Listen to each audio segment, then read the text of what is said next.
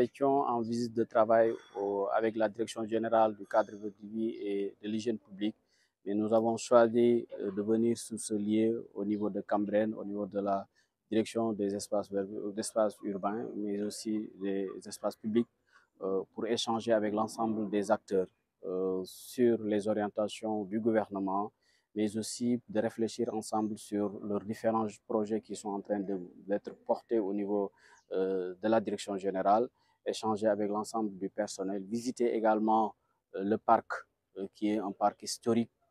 que les populations ne connaissent pas, un parc qui a été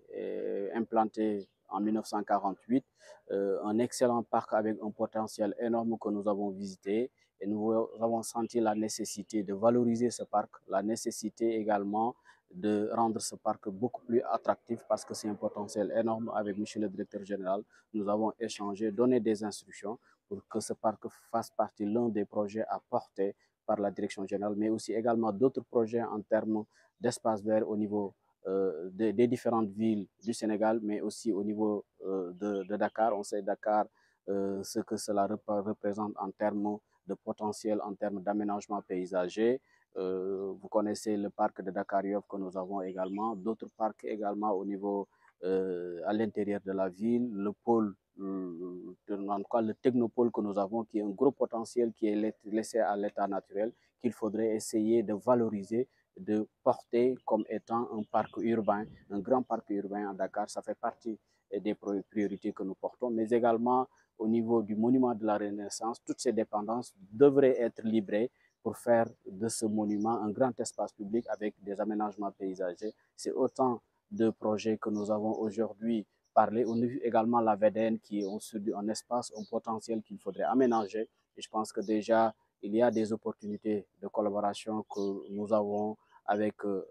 l'AGETIP et c'est un gros potentiel qu'il faudrait aménager. Au-delà de cela, il faudrait aussi que la direction générale du cadre de vie et aussi de l'hygiène publique se positionne par rapport aux orientations de M. le Président de la République, notamment à travers l'initiative Setal Sunu Réew. Et nous devons donner du contenu, nous devons davantage